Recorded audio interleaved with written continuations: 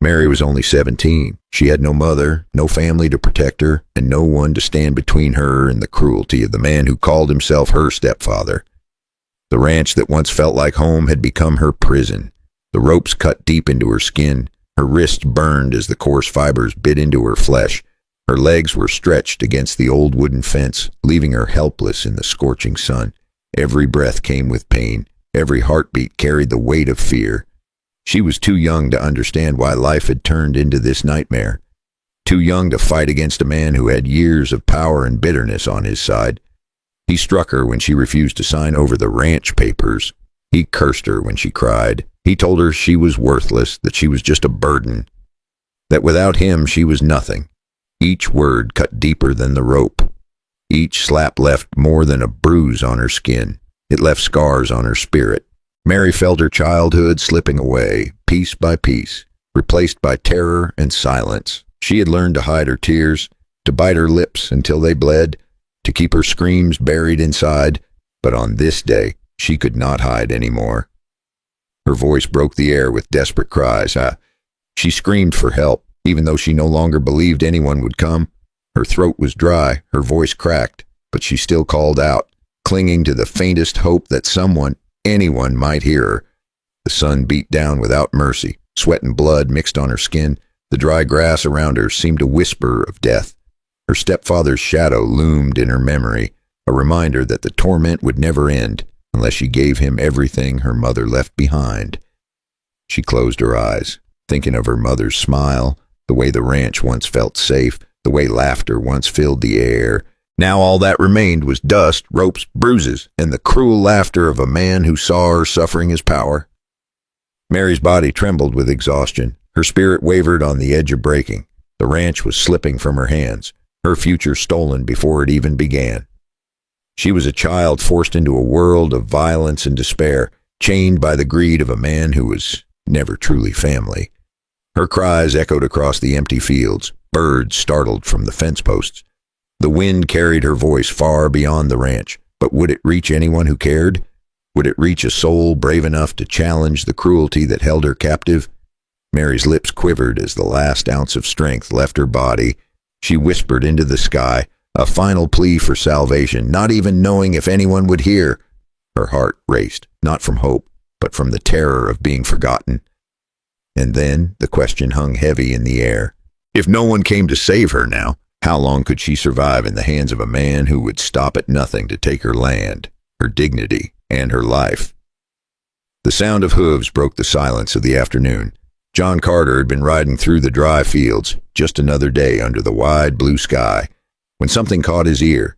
It was faint at first, almost like the wind playing tricks, but then he heard it again, a cry, not the cry of an animal, but the raw voice of a young woman in pain. John pulled his horse to a stop, his brows furrowed as he turned his head toward the sound. There was a weight in that cry, a kind of desperation a man does not ignore.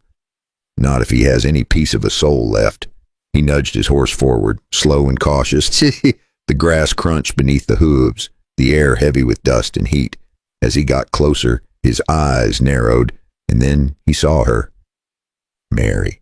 A girl tied cruelly to the fence, her arms bound, her face streaked with dirt and tears. Her body bore the marks of violence, her spirit the scars of betrayal. For a moment, John's heart clenched so tight he thought it might stop. He had seen his share of suffering in the West. He had fought men, buried friends, and watched the cruel hand of fate tear apart families. But there was something different here. This was no outlaw ambush, no accident of nature. This was evil done by choice. Mary lifted her head at the sound of the horse. Her eyes widened, shimmering with both fear and the fragile spark of hope. Her lips moved, trembling. She begged him without words, just through that broken stare. John slid off his horse and walked closer. The red scarf around his neck shifted in the wind as he crouched down to meet her gaze. His voice was rough, but steady. "You're safe now, girl. I've got you." Her shoulders shook, half from relief, half from the terror of what might come next. John pulled out his knife, the blade catching the sunlight, and began cutting through the ropes. Every fiber snapped with a harsh sound like the breaking of chains. Mary winced as the blood returned to her hands, but she held back her cries. She did not want to seem weak, not in front of this stranger who had already done more for her than anyone else had in years.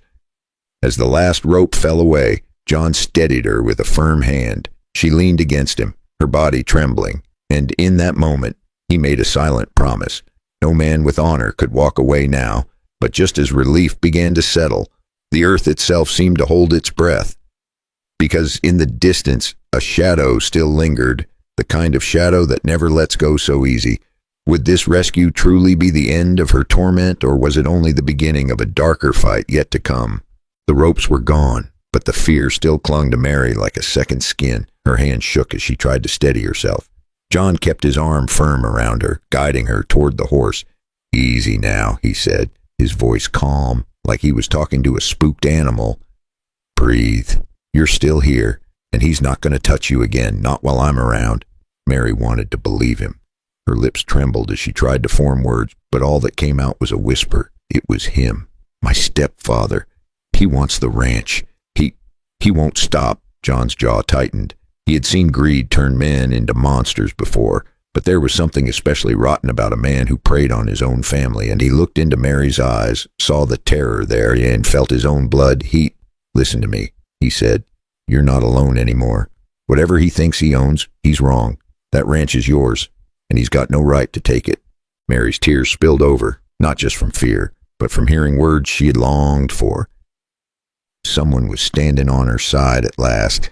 John helped her onto the horse. She clung to the saddle horn, weak but determined to hold herself upright. With one swift motion, John swung up behind her. Steady and protective, the horse started forward, carrying them both away from the fence, away from the shadow of Hank's cruelty. The ride was quiet, save for the creak of leather and the pounding of hooves. Mary leaned back slightly, trusting the man she had only just met, because in her heart she knew he was her only chance. They reached the ranch house as the sun began to dip. The wooden boards creaked under their boots as John carried her inside. The air smelled of dust and old wood, but here at least she was free from the ropes.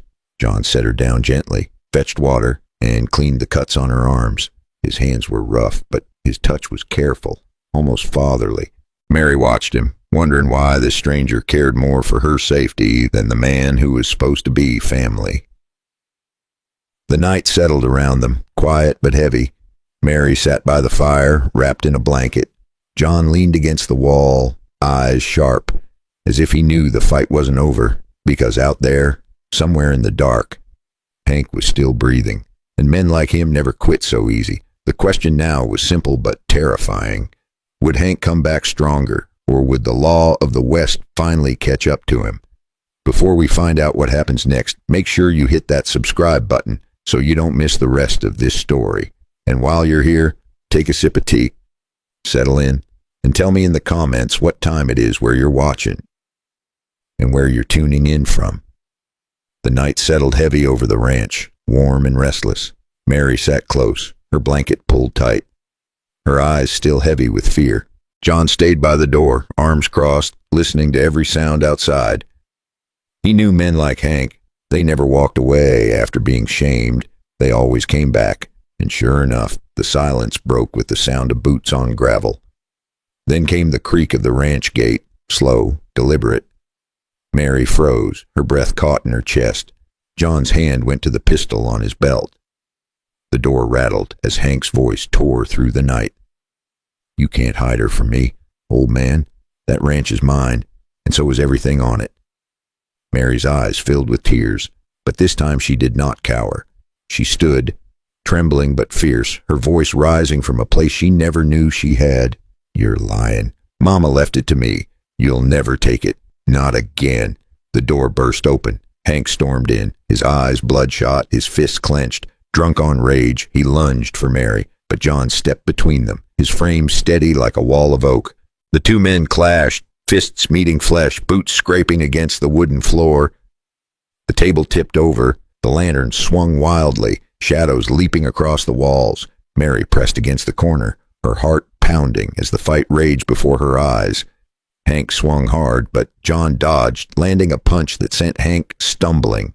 Still, Hank came back, fueled by greed and fury. John's years showed in his face, but his strength was still there, his spirit unbroken. Each strike was not just for Mary, but for every innocent soul who had suffered under men like Hank. The struggle shook the small room until finally John forced Hank down, pinning him to the floor. The pistol clattered away, and the fight turned to raw will. John's voice was low, sharp. "Your time's up. You're finished here." Mary stepped forward, her legs shaking, but her eyes blazing. She looked down at the man who had tormented her and spoke with a strength he could not break. "You will answer for what you've done. Not to me, not to him, but to the law." For the first time, Hank's eyes flickered with fear, because he knew the truth. In the West, a man could run from his enemies, but he could not run forever from justice. The question now was simple. Would the law of the frontier finally bring Hank to his knees, or did he still have one last card to play? The dawn came slow over the ranch, painting the sky in shades of gold and red. Hank was no longer the shadow that haunted Mary's nights. With John by her side, the lawmen of the county rode out and took him into custody. The evidence of his cruelty, the bruises, the neighbors who had heard her cries, and his own drunken rage spoke louder than any excuse he could make.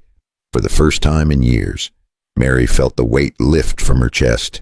The ropes were gone, the fear was broken, and in its place came something she had not felt in a long time: hope. Life on the ranch did not turn easy overnight. There were fields to mend, fences to fix, and nights when the silence still made her heart ache. But she was no longer a victim. She was a survivor, and she had John, the man who had stood between her and destruction, the man who had shown her that justice still lived in the West. John stayed on the ranch for a time, helping her mend what had been broken. He taught her how to ride with confidence, how to shoot straight, and most of all, how to stand tall in the face of fear. Mary, once a frightened girl of 17, slowly grew into a woman of strength and fire. She carried her scars with dignity, not as marks of shame, but as proof that she had endured. The seasons passed. The ranch began to thrive again. Mary managed it with a steady hand, surprising even herself with how much she could handle. And all the while, John remained close, watching her rise from the ashes of her past. Their bond deepened, not in haste, but with the steady patience of time. What began as gratitude blossomed into a quiet, enduring love. It was not the love of a fairy tale. It was stronger. It was born from pain, from struggle, from the simple truth that two souls can find each other, even in the harshest of lands. And when Mary finally smiled again, it was a smile that carried both sorrow and joy, a smile that said she had been broken but not destroyed. Now, think for a moment. How many of us have faced our own Hank in life? Maybe not a man with fists and ropes, but the weight of cruelty, greed, or betrayal. And when the world felt hopeless, did someone step in to remind us we were not alone? The story of Mary and John is more than a tale of the West, and it is a reminder that strength is not born from ease, but from enduring hardship and finding the courage to rise again. It teaches us that justice may take time, but it will come if we keep standing tall. And above all, it shows us that love can grow even in the dry dust of despair. If we do not give up on it, if this story has touched you, please take a second to like this video and subscribe to the channel, so you do not miss the next story we share together. And now, let me ask you, what would you have done if you were in Mary's shoes? Would you have fought back, or would you have lost hope? I would love to hear your thoughts in the comments. Before we end, I want to take a moment just to speak to you, the ones listening right now. I am truly grateful for all of you who support this channel by watching and leaving kind comments. I do read them, and I notice that many of you watch these stories very late at night. I want you to remember to take care of your health. These videos are here for your entertainment, for those quiet moments when you can relax, not to take away your rest.